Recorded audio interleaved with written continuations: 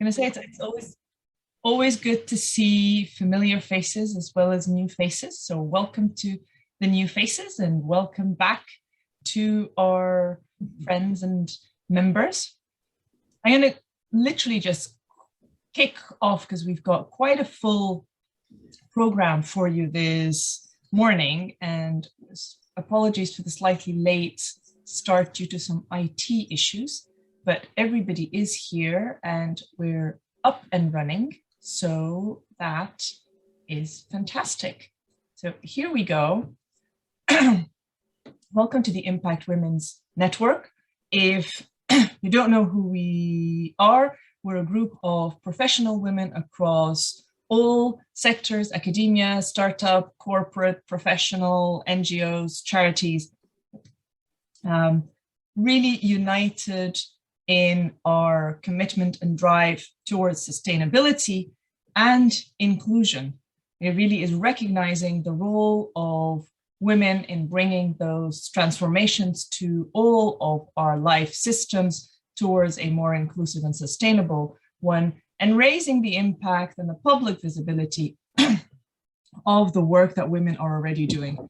Our foundational premise is we're fine the way we are. We all have our strengths. We play to our strengths, and actually together we are awesome agents of change. The Impact Women's Network, or Impact WIN for short, is really the three of us. Faye is my partner in crime, and Gemma is the driving force and energy life force really behind the network. So please reach out to any of us, and excuse the cat tail that you might see at any point in time. But yeah, at any point, please do reach out to us about anything exciting, anything on your mind, ideas for speakers, ideas for sessions you would like to see, or just to have a chat. Our theme for this year and running into next year has been inter-resilience. The inter being really the critical word here. We are very much about the collective leadership, collective action. So this is not about personal leadership, which has a bit of a negative connotation, particularly if you're looking at it in conjunction with a women's group, because of course they all, usually that gets thrown on us as women. Do you want resilience training? You need resilience training. You need work-life balance training. No, that should be a human issue, not a women's issue. And therefore, we are very specifically about inter-resilience. How do you create resilient organizations? How do you create resilient systems so that we don't see again the sort of thing we saw when COVID hit, with systems collapsing, organizations collapsing, towns, issues, livelihoods. This is about going forward, taking on some of the big challenges we're having, whether they're at a social level or environmental level, and exploring the roles of our collective action as well as that of technology in building those resilient systems. So today we're continuing on that theme, and it is about creating your own great place to work: resilient, happy, effective, efficient, and so much more. I think it's really exciting to have Lizzie and Kelly today talk to us about the work that they've been doing. So a lot of you will know Lizzie already as a member of the network, and we'll be introducing Kelly to you. Lizzie knows already this, but I'll say it for Kelly's benefit. We don't typically introduce our speakers because your bios are made available and our time is so short. Please do introduce and talk about yourself as relevant during your talk, so don't let that put you off, but it's more giving you your full time to say what you'd like to say in the way you'd like to say it. Our agenda is very similar, again, for those who've been here before. We have talks, we have breakout rooms. There's so much experience, skill, and insights in the room. We like to hear from you as much as you're here to hear from us, because this is a room where we do things together. Our upcoming events to remind you that we meet every first Wednesday of the month.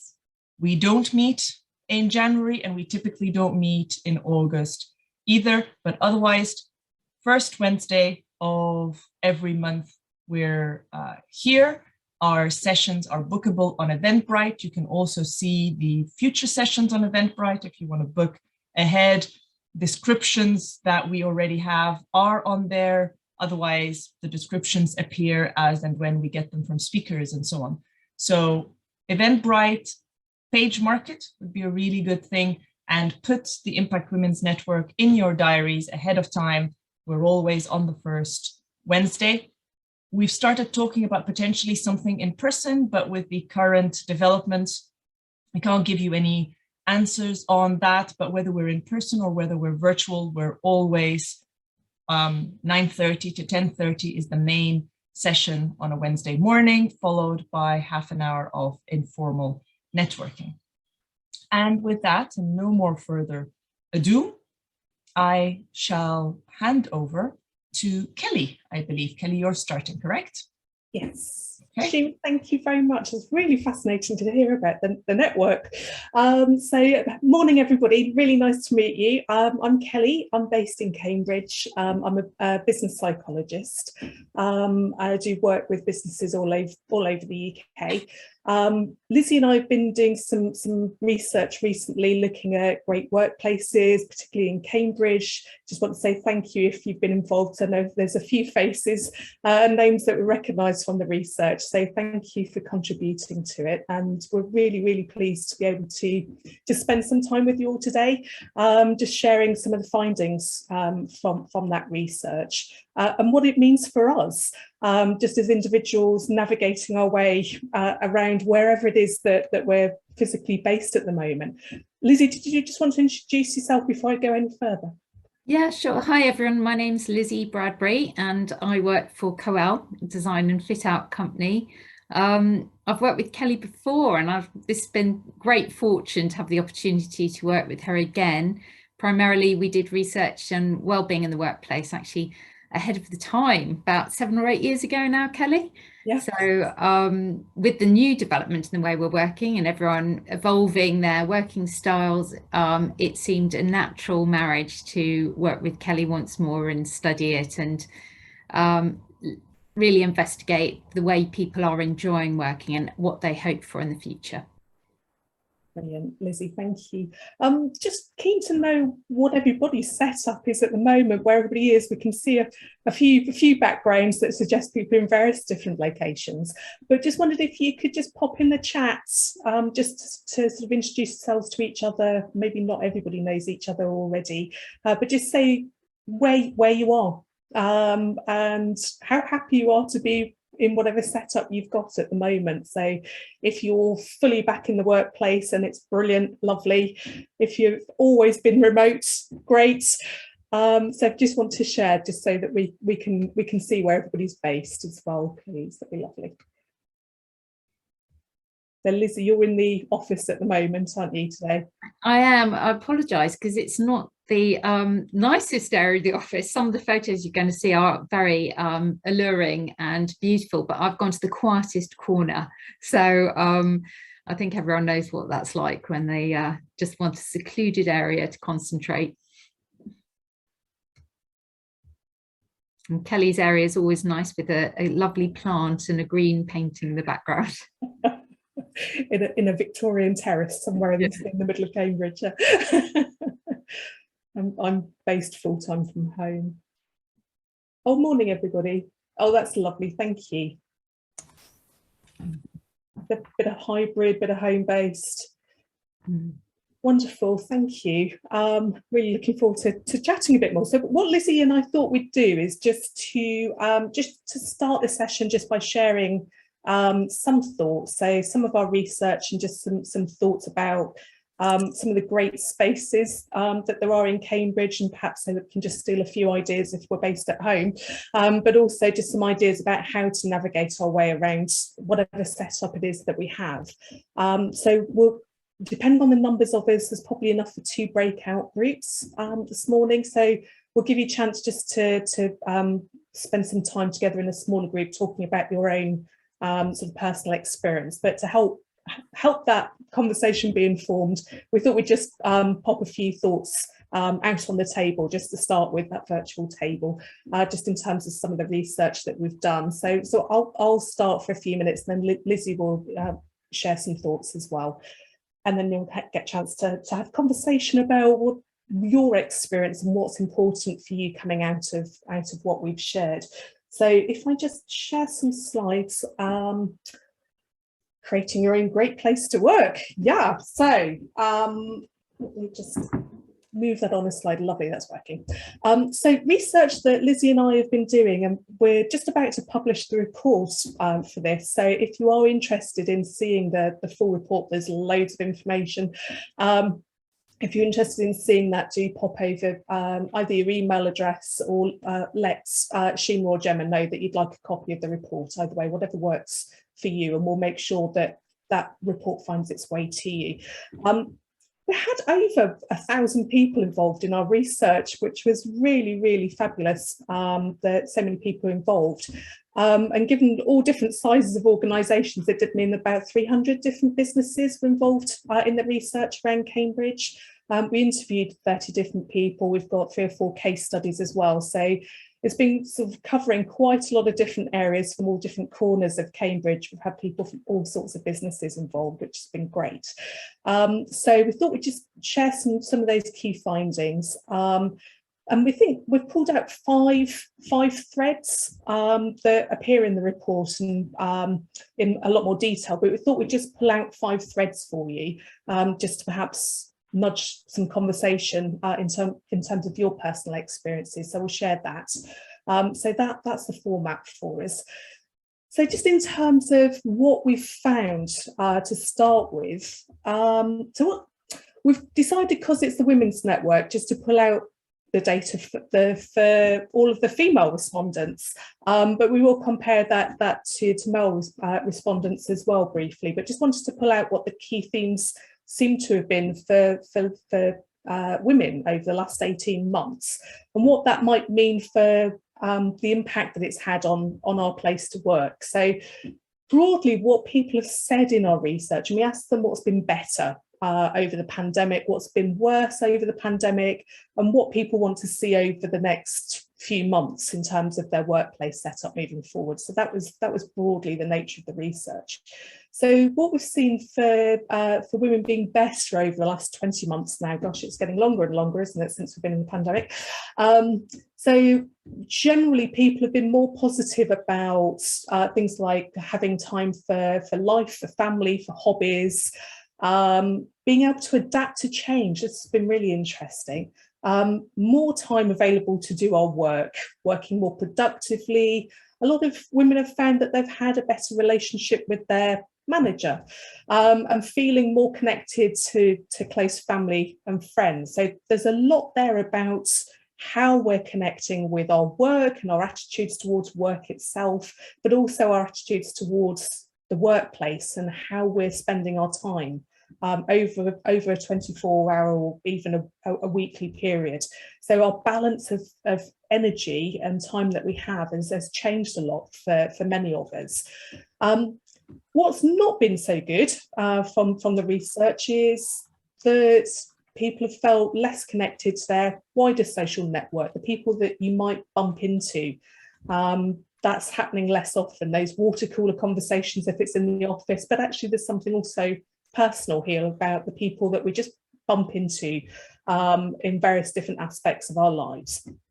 The amount of fun that we've had in our team hasn't been anywhere near as much fun as it might used to have been for many of us. Different teams have had different experiences, of course, and we've seen all sorts of different groups have managed to come up with some brilliant ways to make sure they've had fun, be it on Zoom or in various open spaces. So we've reported a bit more about that in the report. Connection with other teams outside of the people that we obviously have meetings with on Zoom or whatever route we have for conversations with people.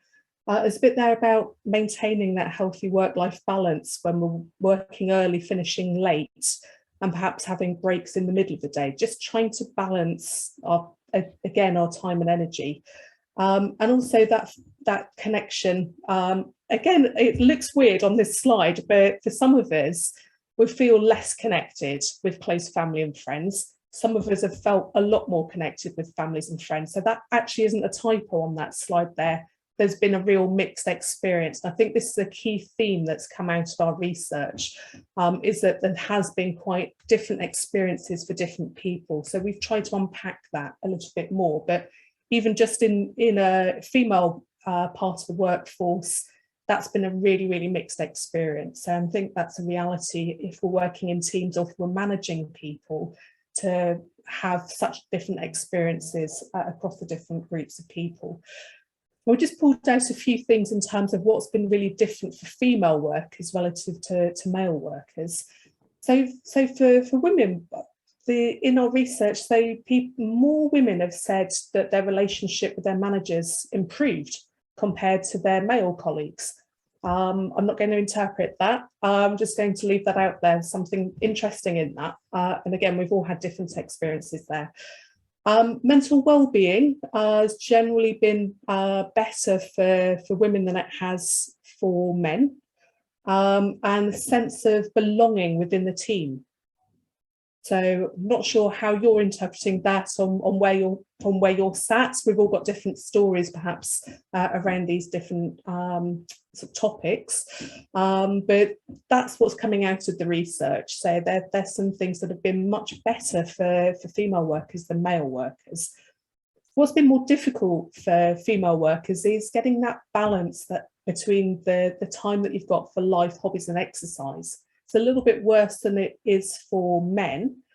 So again, curiously, some of us are saying that we're having more time for life, for hobbies, for exercise, but actually for the people that have said that it has got worse, women tend to find that it's become a lot worse than it has for male colleagues. So there's a real sort of difference between different groups, and that might be to do with the demands that have been placed on us over the last year from various different sources. Curious on this one, but suitability of our workspace. So that's slightly worse for women than it has been for male colleagues. And we found it more difficult to work as productively as some of our male colleagues have as well. So just some interesting sort of key findings there. As I say, there's a lot more in the report itself. So I just wanted to pull out as well in terms of what women are hoping for moving forward. So these are the kinds of things that more women have said that they're keen on finding over the next few months in terms of their time and workplace. So keeping that time for hobbies, families and friends, that seems to be a big thread for us. Generally feeling productive. Most people have wanted this from whichever demographic group that we've found. So this seems to be a key thing. People have gained a certain amount of productivity at home, have had more time sovereignty essentially in terms of deciding what we're doing, when, where and how. And so that's general feeling productivity matters for people. Face-to-face time with teams, more common amongst older workers than the youngest workers. So having that face-to-face time with colleagues, whereas younger workers tend to be more interested in having those random chats.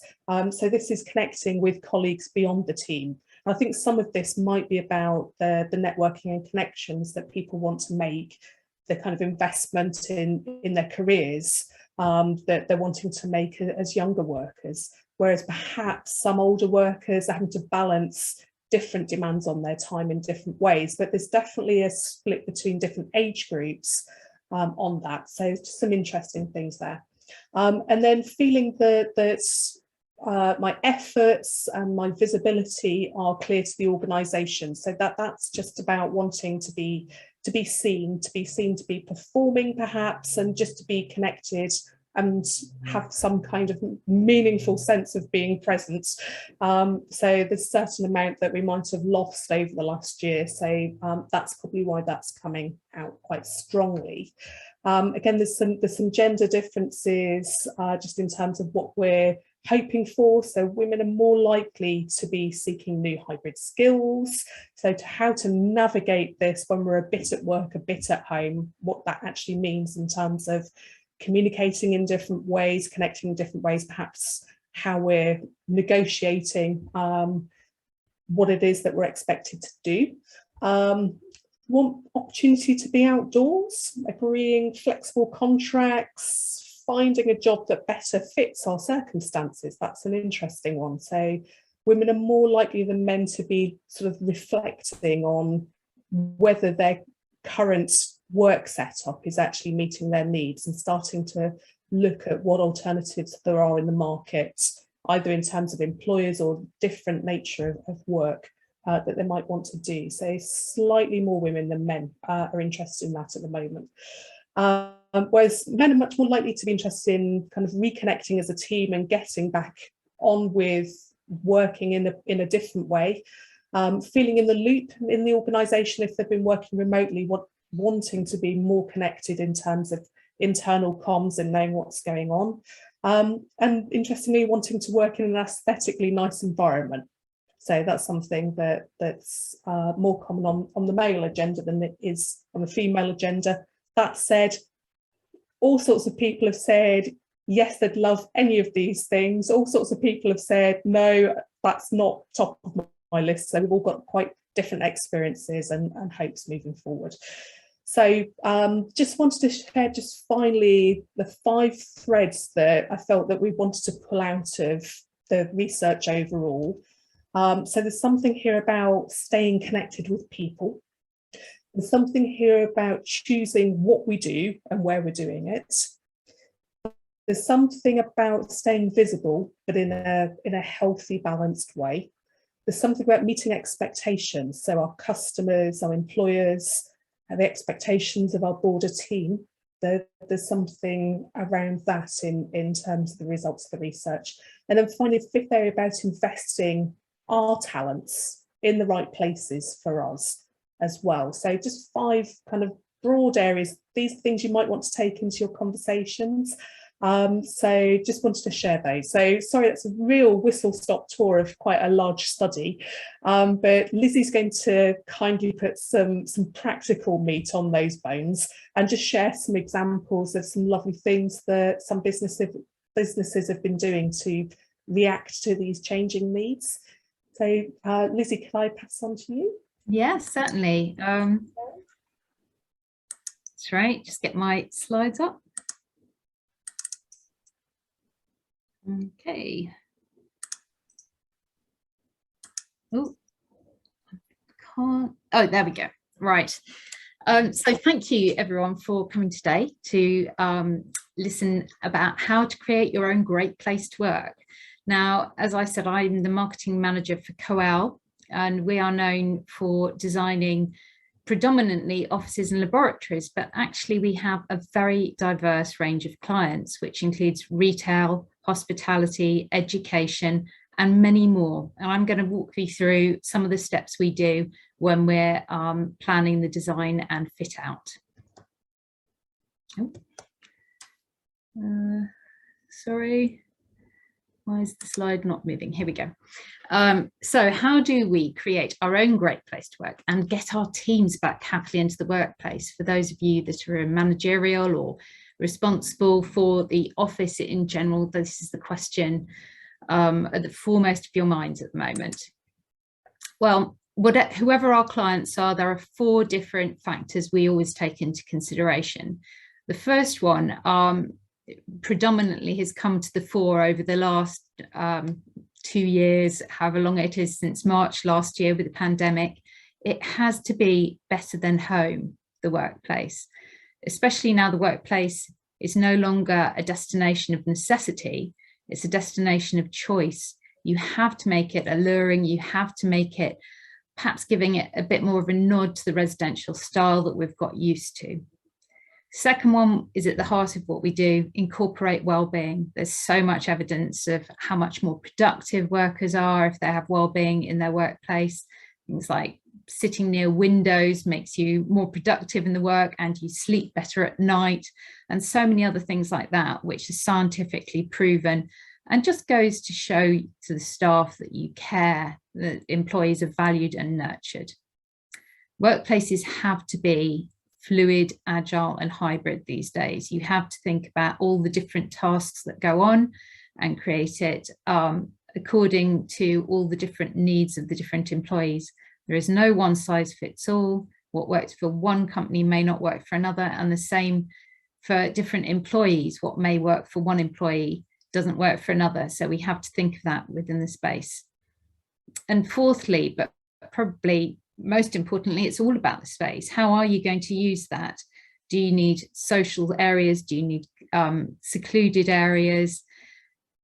You must make sure all the operational side is safe and functioning well. And obviously this is probably not the most glamorous side of it, but absolutely vital. And especially if people are coming into the workplace, it's these benefits which they so value, having the good equipment, the nice ergonomic furniture, the task lighting.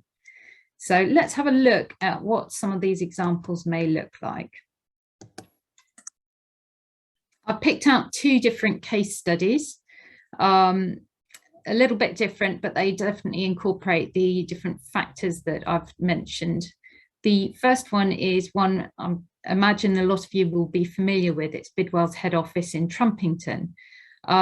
They were really ahead of the game, I have to say. They came to us to create a fully agile working office for their staff. They have nearly 300 staff based there, and they wanted to create an environment which supported all the different staff needs, and really to make it very alluring, to capitalize on the light within the building and to create a nice open space with different zones.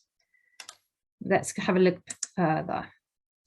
So as I say, the workplace was designed as one large open plan, flexible space, and it enabled a lot of airflow. But we realized we needed flexibility within that space, so we incorporated single walls to define some zones and folding walls just to give privacy when needed. A real showstopper to this is the reception area. As anyone who's been in there will know, that you could be easily mistaken for thinking it looked like a 5-star hotel. It has one of those very nice casually elegant feel ambience about it. It's warm and welcoming, and it also doubles as a meeting or workspace area. The other area is the cafe area, which is very well utilised and has also become a really nice social space for people, employees, people to do meetings there, and employees to go and do some less formal work. There are also plenty of touchdown zones which can be used for short bursts of time, and they are strategically positioned for important catch-ups and predominantly near windows. Those lovely 2 images at the bottom. I have to say these are my favourite areas, I think.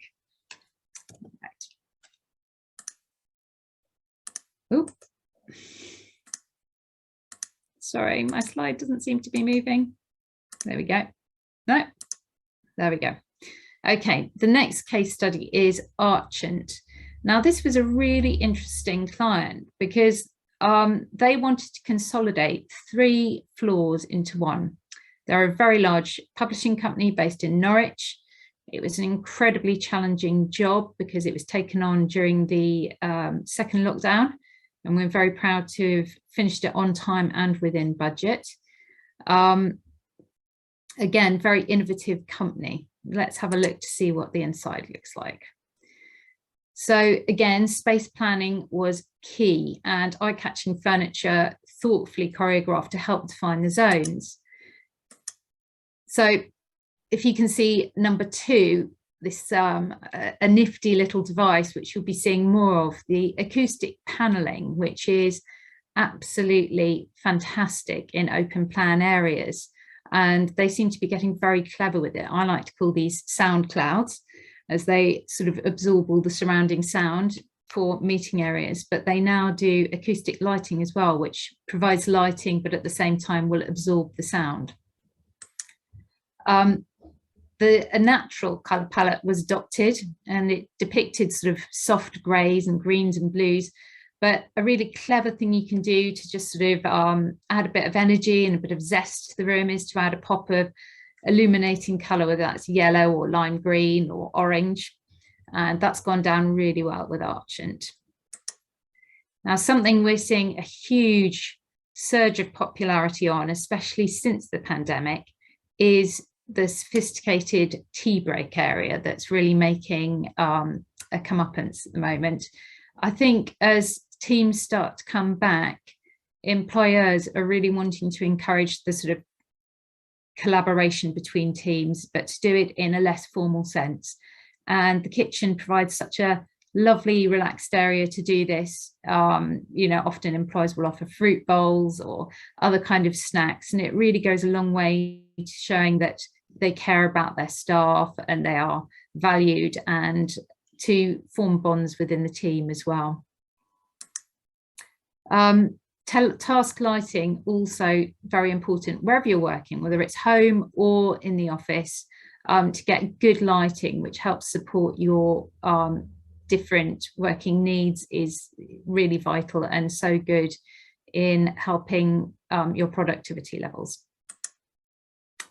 So here we've got a really nice montage. Now, the interesting thing about this is that we have 3 different types of clients featured here. We have a pharmaceutical company, we have a marketing company, and we also have a beautician, a beauty salon. And to me, it just shows how far design has come along, that I think you'd be fairly hard pushed beyond seeing the logo of one of them to know which one was which. It shows how much we are moving away from the formal corporate style to a more relaxed residential style, which sort of, again, goes back to that hospitality side of making people feel welcome, making them feel valued. Lots of plants, as you'll see, lots of biophilic patterns, organic wood flooring, windows capitalized wherever possible, get that access to natural daylight. Can't say that often enough, really. Oh, one thing I should say about the last one as well is the, let me just go back, the lovely use of logo. And this can be done in so many styles these days. There is this brilliant one in the left-hand corner from Crafted, which was a whole sort of bookshelf set up with biophilic displays. And it really helps build team identity and a sense of belonging. And whether you do it in a sort of LED fashion with light displays or feature walls, or as they've done here within a shelving unit, it really does work. Okay. There's so much flexible furniture out nowadays, which really helps aid your working needs. Now, we've got some quite different examples here. Got the very cool, I like to call them beach huts, but meeting booths, which aside from being a nice little private area to have a small team chat or a one-to-one, they also look incredibly fun. And you find whenever you take a client to show them examples of the work, there's always a like wow or woo factor to those. There's the more traditional breakfast bar, and interestingly, this one was set up in the middle of a desk area to sort of give an unconscious nod. It's fine to go and have a coffee while you're working. We're encouraging it. A more formal meeting booth on the right-hand side. And then on the bottom bar, you can see the more traditional corporate look of the meeting room in the bottom right-hand side. But that same company, who are a finance company, had a real sense of fun as well. And they decided to get a ping pong table in there, set up in their kitchen, which I believe has gone down a storm, and really encouraged that sort of getting rid of a bit of stress and having a go ping pong, and you know, sending a message out that it's not all work, work, work, and we really do want you to get on and bond as a team.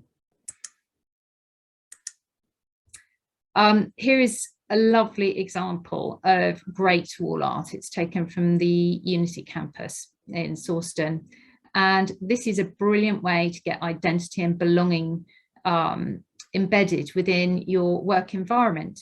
They had a very bland back wall they didn't know what to do with, and rather than just sort of ignore the issue, we capitalized on it and put this amazing wall art up saying this lovely phrase, to all the things we are I can't say it now, we're connected to all the things around you, literally define who you are.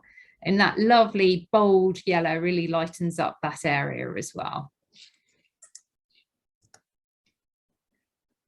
Yep. I think my slides may have run out. My mouse has stopped working. Sorry, everyone. I've had a terrible IT morning today. Kelly, I think that may be the last one I can do. My mouse seems to have given way now. Lizzie, it ran through your slides though. I don't know if you're not seeing them, but we saw several slides run past. Oh, they've just gone now. Thank you, Shima. Okay, I can go back now. Thank you. So just going back to the thing that obviously is of utmost importance when planning a workplace, make sure all the operational sides work, whether that's the air conditioning, the heating, the furniture, the lighting, the print works. You know, it's easy to get distracted by the very pretty, sexy furniture and design, but basics come first. And to make the back to workplace transition as stress-free as possible, there will be those who are concerned about infection. Make sure you're doing all you can to minimize that and give the people the sort of operational functionality they would hope for going into the office. That's it. Thank you very much. And sorry for the little blip there on IT where my PC just came to a halt and my mouse wasn't working. So thanks for bearing with me. Lizzie, lovely, thank you. I was going to say my kids, when they look through your slides, were fascinated by that sound cloud. Just trying to work out how we might be able to buy one of those for the office here. They are brilliant, but the acoustic lights are wonderful as well. They're really worth looking at. There's so many things that you could steal for your home environment as much as the office. It's lovely, really nice to see. Absolutely. Thank you.